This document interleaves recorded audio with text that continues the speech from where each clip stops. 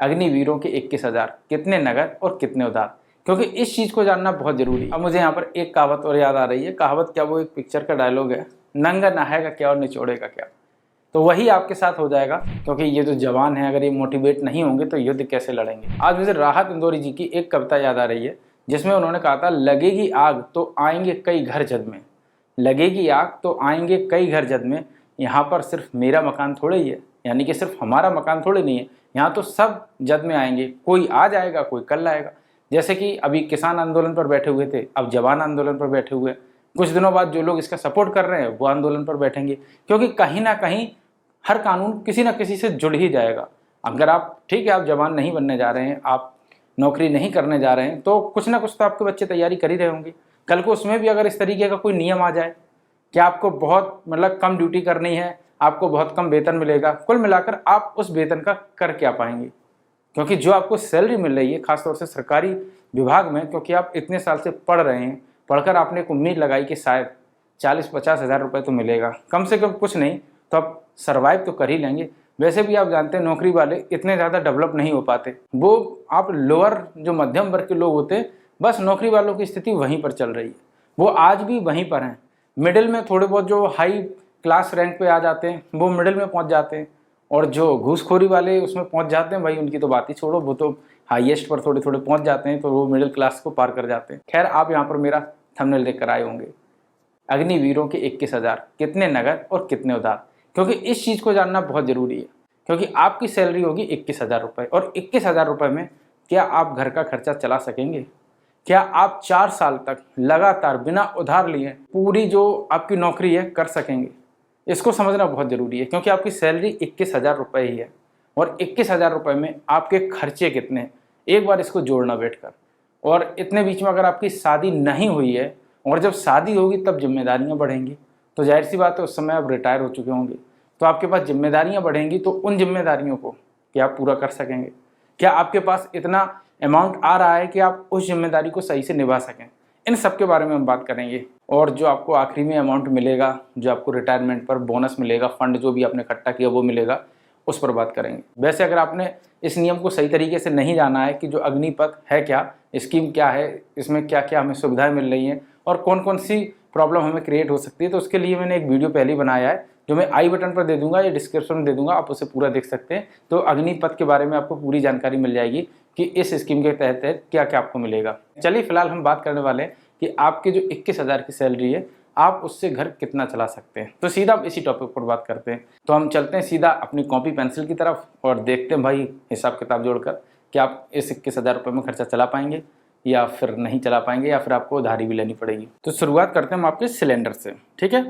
तो आपका सिलेंडर, आप सबसे पहले सिलेंडर भराएंगे प्रति माह, जिसकी कीमत कम से कम 1,000 रुपये तो है अभी इस डेट में। इसके साथ ही आप यहाँ पर बिजली का बिल भी देंगे, कम से कम 1,000 रुपये तो आ ही जाता है, 1,000 रुपये बिजली का बिल भी आप देंगे।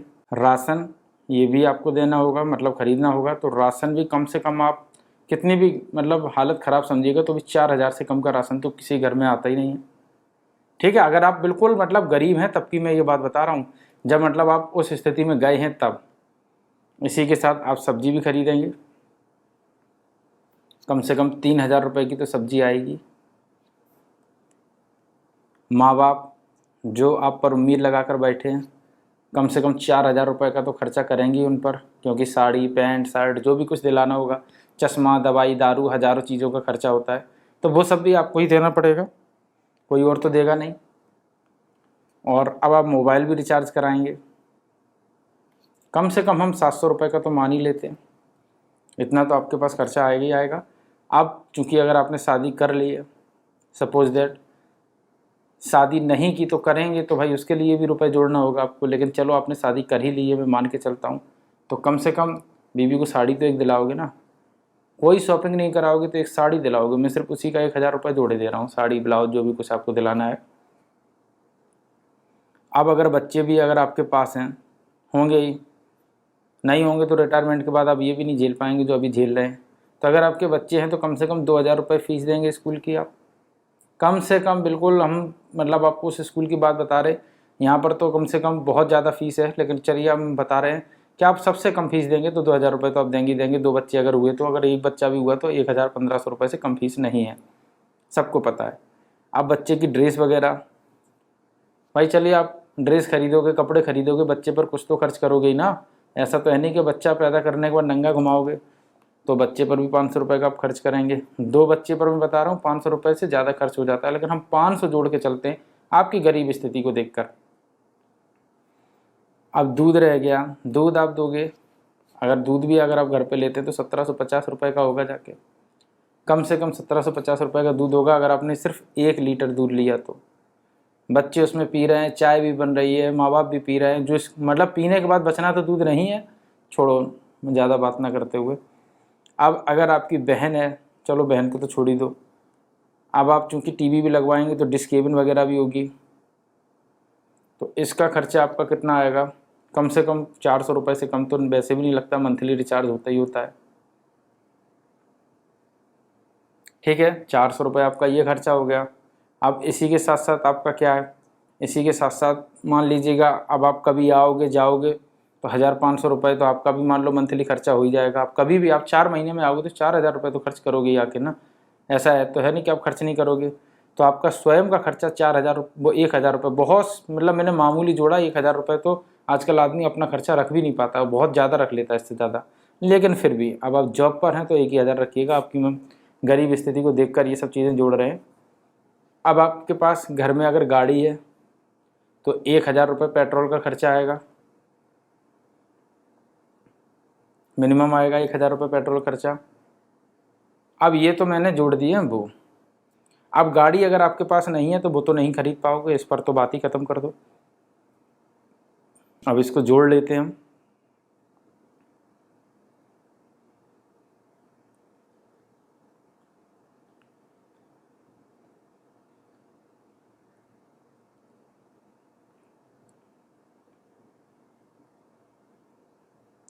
₹21,350 रुपये का आपका खर्चा है, सिर्फ खर्चा। अगर इसमें आप सोचते हैं कि हम चलो मैंने अभी तक गाड़ी नहीं खरीद पाई, एक मोटरसाइकिल खरीद लेता हूँ, तो 3,000 रुपये तो इसकी आपकी किस्त आएगी जाके, जो EMI होती है कम से कम बिल्कुल सड़ी अगर आप गाड़ी खरीदेंगे तो ये हो गया 23,350 रुपये। डाउन पेमेंट चलिए आपके पापा ने दे दिया, चाचा ने दे दिया, आप मान रहे हैं आप सर्विस करोगे, लेकिन वो भी डाउन पेमेंट आपको वापस तो करना ही पड़ेगा। अगर वो भी अगर आप सोचो तो उसकी भी 1,000 रुपये, मतलब आपको मिलेंगे 21,000 रुपये। खर्चा आपका है 2,350 रुपये, आपने माइनस में चले गए, ये 21,000 रुपये सैलरी, ये आप माइनस में चले गए, यानी किसी ना किसी से आपने उधार लिया, ना बीवी को कुछ दिया, ना बहन की शादी में कुछ किया, ठीक है, क्योंकि आप कितनी यंग एज तो ही, ना भाई को कुछ दिया, और बूढ़े माँ बाप के लिए जो मैंने आपके 4,000 रुपये जोड़े बस वही उसमें जो कुछ बचा पाएँ, ठीक है। तो आप यहाँ पर बताइएगा 2,350 रुपये ये नगद में रहे या उधार में रहे। 4 साल तक उधार करते हो तो 1,00,000 रुपये आपका उधार हो जाएगा। अब आपको मिलेगा यहाँ पर 12 लाख रुपये, ओके, 12 लाख रुपये मिलेगा। इसमें से आपने 1,00,000 रुपये उधार दे दिया तो आपके पास बचते हैं 11 लाख रुपये, ठीक है। 11 लाख रुपए आपके पास बचते हैं। तो अब आप खुद सोचिएगा कि 11 लाख रुपए में आप क्या करेंगे, क्योंकि अगर इसका हम 10% ब्याज मान के चलते हैं आपको मिलेगा, हम सबसे ज़्यादा 4-5% मिलता है, लेकिन हम 10% मान के चलते हैं तो आपका कितना होगा जाके, तो आपका होगा जाके साल भर में 1,10,000 रुपये, ओके। अगर इसका हम 12 में डिवाइड करते हैं, क्योंकि मंथली हमें निकालना है, तो ये आपका पड़ेगा जाके मेरे हिसाब से 9,000 के समथिंग पड़ेगा जाके कुछ। अब आप सोचिएगा जब आप यहाँ पर 21,000 रुपये में खर्चा नहीं चला पा रहे हैं तो फिर आप यहाँ पर 9,000 रुपये में खर्चा कैसे चलाएंगे।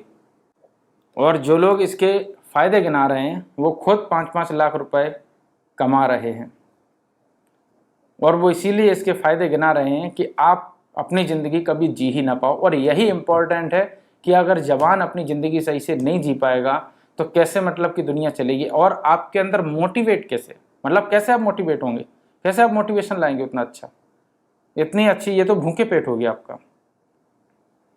आपने पनीर नहीं किसी दिन बनाई, शाही पनीर नहीं बनाई, छोले नहीं बनाए, रिश्तेदार आए उनको कुछ नहीं अच्छा दे पाए, तब आपकी ये जीवन शैली आप खुद सोचिएगा। कम से कम सैलरी तो यहाँ पर अच्छी देते, उसमें भी 30,000 रुपये बता रहे हैं, 30,000 में आपका इसी में से वो अपना 9,000 रुपये काट भी रहे हैं, तो आपको मिल ही कितना रहा है। अब आप कहेंगे सेकंड साल में कुछ बढ़ेगा, तो आपको क्या लगता है महंगाई नहीं बढ़ेगी?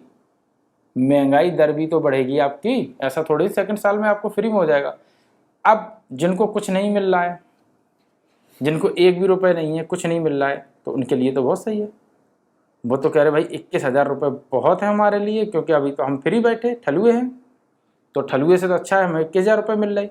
और ये जॉब क्यों नहीं है? यही तो जॉब क्रिएट करती हैं पूरे देश में। क्या ये जॉब की श्रेणी में नहीं आते जिसे स्कीम की श्रेणी दे दिया गया? ये कहाँ तक सही है? जबकि ये तो जॉब होनी चाहिए ना। अगर आज ये 4 साल के लिए क्या नाम है फौजी बना रहे हैं, जवान तैयार कर रहे हैं, तो कल हो सकता है पुलिस भी 5-6 साल के लिए हो जाए, परसों हो सकता है उनका फिर विचार बदल जाए। उन्होंने कहा चलिए 4 पे अगर ये मान गए तो ये 6 पर भी मानेंगे, 6 साल में पुलिस पर भर्ती कर दो। और पुलिस पर जब भर्ती निकलेगी तो पुलिस अपने बच्चों को पीटेगी बाद में जाके।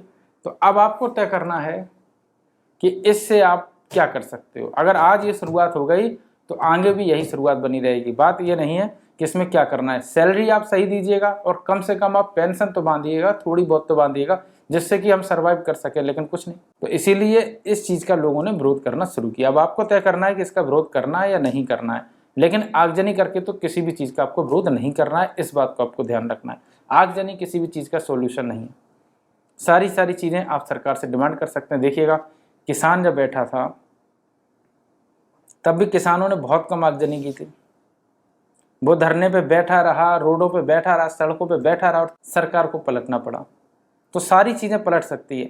तो आप आगजनी करते हो तो ये तो मतलब आप देश के साथ भी गद्दारी कर रहे हैं। तो आगजनी तो आपको नहीं करनी है। कोई भी आम नागरिक जो यहाँ पर जीना चाहता है उसको नुकसान नहीं पहुँचाना। एक बात तो आपको ये ध्यान रखनी है, अपनी बात रखनी है। इसमें समय लगेगा, टाइम लगेगा, लेकिन आपकी बात मानी जाएगी।